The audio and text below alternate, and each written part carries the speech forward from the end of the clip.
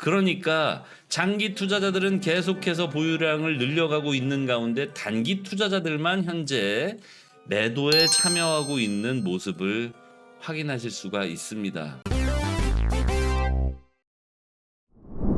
네, 안녕하십니까. 부자 그리고 예비 부자 형님들 반갑습니다. 오늘은 기술 분석들 먼저 싹 한번 훑어드릴게요. 네, 일단 장기 보유자들은 계속해서 보유량을 늘려가고 있는 가운데 단기 보유자들이 조금 주춤하고 있는 모습을 보이고 있습니다.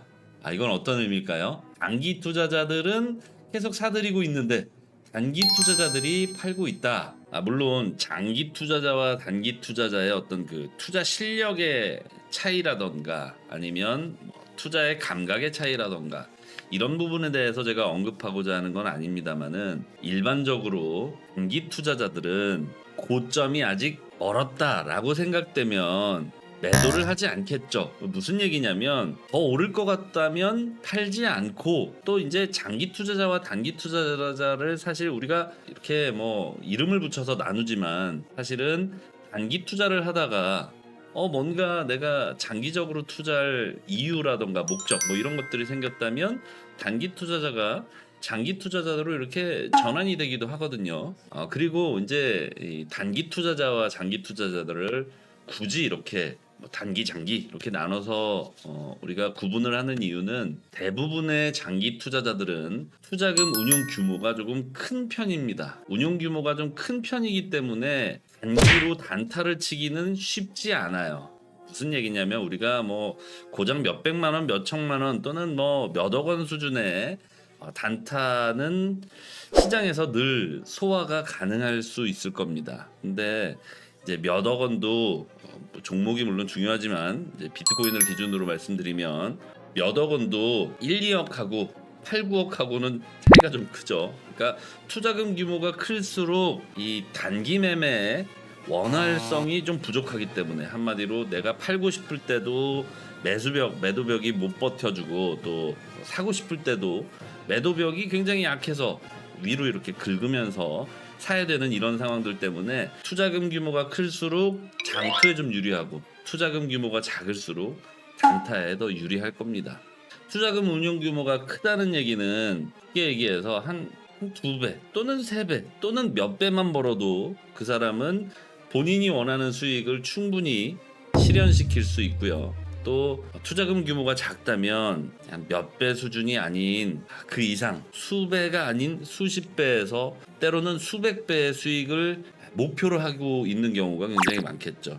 쉽게 예를 들어서 제 투자금이 한 1,000만 원이라고 가정을 해보겠습니다. 그러면 제가 이 1,000만 원을 비트코인에 올인해서 부자가 되려면은 과연 얼마의 시간이 흘러야 될까요?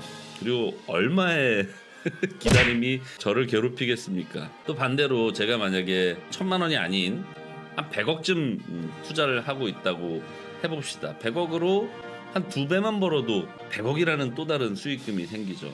그러면 투자금 뭐 100억도 100억이지만은 수익금 100억이라면 사실은 우리나라의 그 중산층 기준이라고 사람들이 생각하는 뭐 2, 30억대를 이미 훌쩍 넘어서는 목표가 될 겁니다. 따라서 투자금 운용 규모가 클수록 단기적인 이 고점과 저점에 굳이 반응하지 않고 장투를 쉽게 결정하고, 또 투자금 운용 규모가 좀 작을수록 상승분이 0에서부터 10이라면 3만 원으로 10배 벌면은 단순히 장투했을 때 1억이 되지만은 단기 고점에서 매도 또 재매수 요거를 이제 계속 반복하다 보면 실제로 1,000만 원으로도 한 10억쯤은 만들 수가 있게 되잖아요. 그러니까 이런 취지로 100%다라고 생각하실 수는 없지만 비교적 장기 투자자들의 운용 규모가 큰 편이다. 그리고 투자 감각이 이미 10억쯤, 이미 100억쯤 벌어본 사람이나 또는 가지고 있는 사람과 한 100만 원쯤 또는 1,000만 원쯤 갖고 있는 사람과 이 세상을 바라보는 관점이 조금 다르거든요. 그리고 이제 마지막으로는 이미 10억쯤, 이미 100억쯤 갖고 있는 사람들은 이 투자금이 없이도 본인의 삶의 변화가 크지 않기 때문에, 예를 들어서 한 100억쯤 있는 사람이 지금 물려가지고 마이너스 한 10억쯤 됐어요. 뭐 그렇다고 하더라도 본인의 삶의 색깔의 변화가 없죠. 근데 만약에 제가 이제 1,000만 원이던 시절로 돌아가서 1,000만 원쯤 투자하고 있는데 여기에서 물려가지고 마이너스 10% 이 상태가 됐어. 그러면 원래는 짜장면 먹을 때 탕수육도 먹다가 아니면 세트로 시켜 먹다가 한 100만 원쯤 물려 있으면 어떤 생각이 듭니까? 야, 내가 이 1,000만 원 중에 저 100만 원 벌려고 얼마나 내가 피와 땀을 흘렸는데 이럴 때 짜장면이랑 탕수육 세트를 먹을 순 없지 하면서 라면을 먹거나 김밥 천국에 가서 밥을 먹겠죠.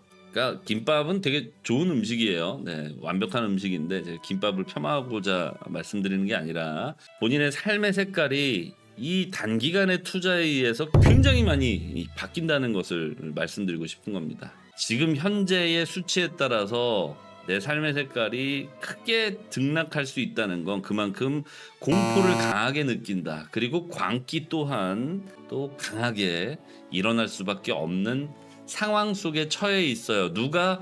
단기 투자자들이.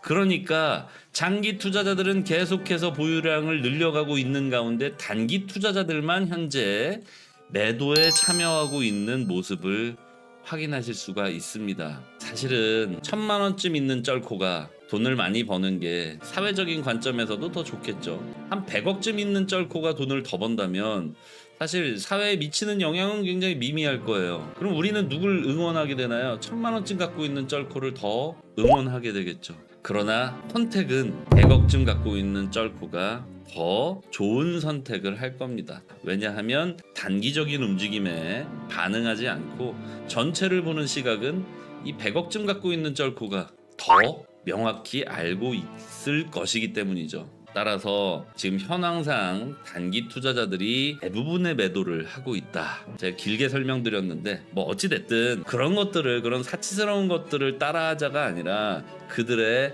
마음가짐 그리고 조금 넓게 보는 시각을 한번 우리가 추종해보자. 네, 이런 뜻으로 해석을 하고 싶습니다.